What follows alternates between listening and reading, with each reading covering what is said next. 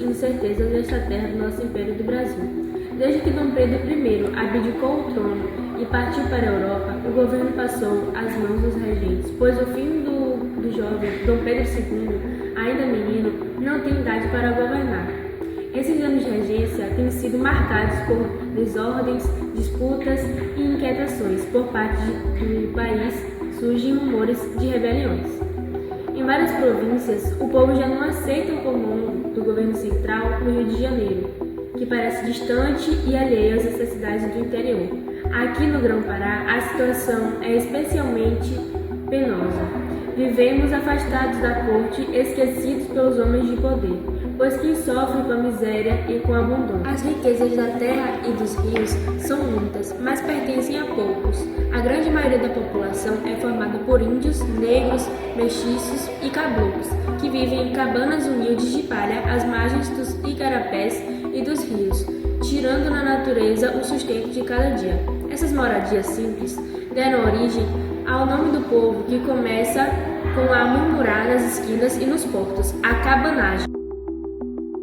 Enquanto que o povo vive na pobreza, uma pequena parte da elite de comerciantes portugueses e senhores locais desfrutam de todo o poder. São eles que controlam o comércio, as terras e as decisões políticas. Nada se faz sem o consentimento dos ricos. O governo, lá no Rio de Janeiro, apenas confirma os nomes que esses indicam. Para pobres, não há voz, nem justiça, nem esperança. Dizem que há muito tempo o povo do Pará se sente esquecido pelo Império. Em 1835, o povo do Grão-Pará, pescadores, barraqueiros e lavradores, se revoltam contra o descaso e a injustiça. Armados com o que têm, eles se organizam e se preparam para lutar.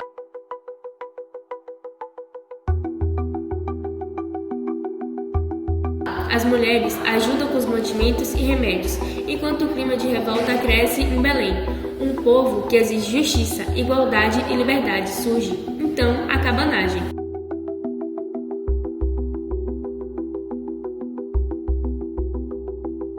Um movimento de coragem e resistência que os cabanos, cansados de abandono, decidem fazer sua revolta e ser ouvidos por um governo que os respeite.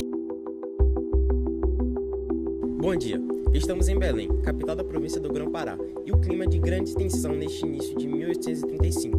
A região vive o início da chamada Revolta da Cabanagem, um movimento popular que reúne indígenas, negros, mestiços e camponeses pobres contra o governo provincial.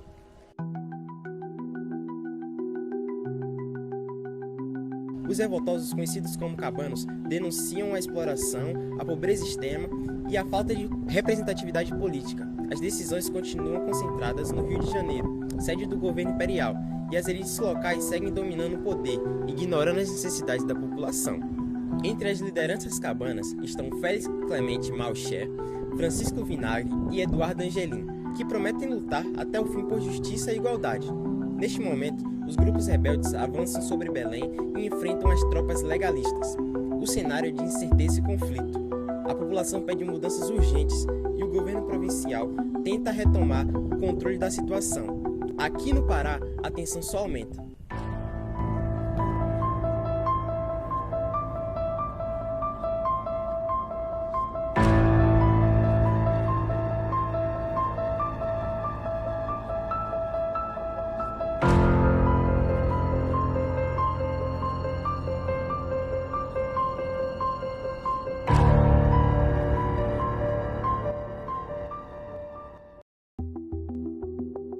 Boa tarde, prezados ouvintes do Jornal do Grão-Pará. Hoje, dia 7 de janeiro do ano de 1835, transmitimos nesse instante as notícias mais recentes da capital. Belém encontra-se em alvoroço. As forças conhecidas como cabanos, composta por índios, negros, mestiços e homens do povo, tomaram posse da cidade após intensos combates. Sob comando de Félix Malcher, Francisco Vinagre e Eduardo Angelim, as tropas populares lograram êxito em desalojar o governo imperial. As bandeiras do império foram depostas e por toda parte com gritos de júbilo e liberdade. Muitos afirmam tratar-se de um novo tempo, em que o povo enfim governa sua própria terra. Contudo, paira no ar certa apreensão. Há rumores de que há reforços imperiais vindo do Maranhão. Já se preparam para retornar a Belém. Permaneceremos atentos a cada movimento dessa insurreição que marca profundamente a história do nosso Pará. De Belém, fala Natália, correspondente do jornal Grã-Pará.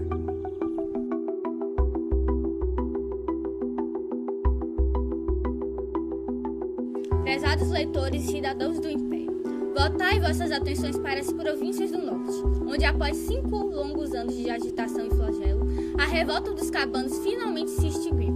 Esta foi a mais turbulenta das revoltas que assolaram o nosso período regencial e que viu as classes mais ínfimas, os caboclos, os indígenas e os ilertos, habitantes das humildes cabanas à margem dos rios, tomarem o poder da província do Grã-Pará. O desfecho, todavia, não se deu pela paz negociada, mas sim pela força inabalável do braço imperial. Desde a retomada de Belém em 1836, o governo central enviou tropas aguerridas sob o comando do brigadeiro Francisco José da Souza Soares de Andréa, para caçar e dispersar os revoltosos que teimavam em resistir nas matas e sertões. O custo deste conflito foi de uma grandeza atroz.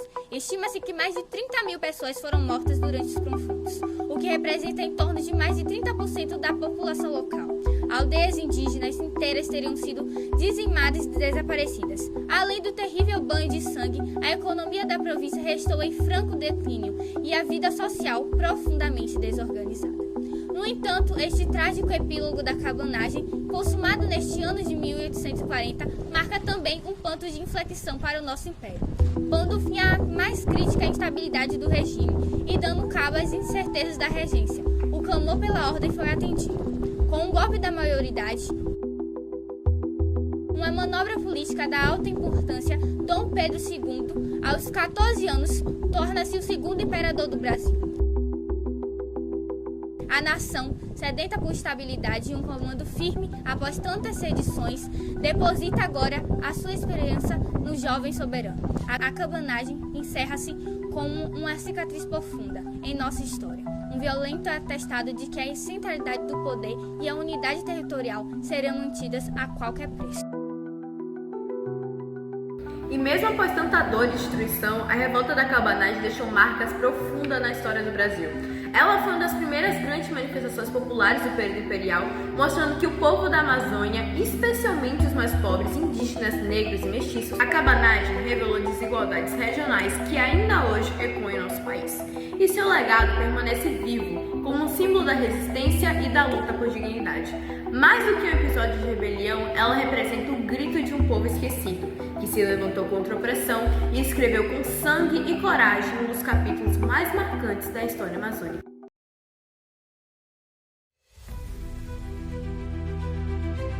Bom dia! O Jornal do Grã-Pará destaca agora as homenagens que mantêm viva a memória da revolta da cabanagem aqui em Belém. Um dos principais símbolos é o Museu do Estado do Pará, que abriga exposições e documentos históricos sobre o movimento, como a mostra Pré-Amar Cabano, que apresenta cartas e registros de quem participou da revolta.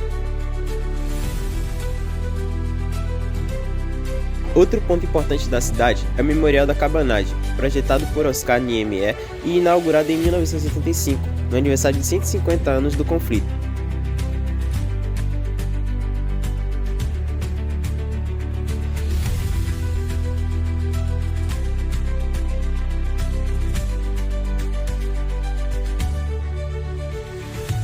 E no centro histórico, a estátua de Eduardo Angelim, um dos principais líderes dos cabanos, homenageia a coragem e a liderança do povo paraense nesse período marcante da nossa história. Essas homenagens mostram que a cabanagem segue viva na cultura e na memória do Pará. A literatura também ajuda a preservar essa história, com livros como Cabanagem, Revolução Amazônica de 1835 a 1840, de José Alves Souza Júnior, e A Guerra da Cabanagem, de Elson Farias, resgata a luta do povo cabano de forma emocionante e educativa. Além disso, a HQ Recabanos apresenta os cabanos como heróis amazônicos, aproximando as novas gerações desse passado de resistência. São iniciativas que reforçam o orgulho e a importância de lembrar a cabanagem como símbolo de luta por liberdade e igualdade.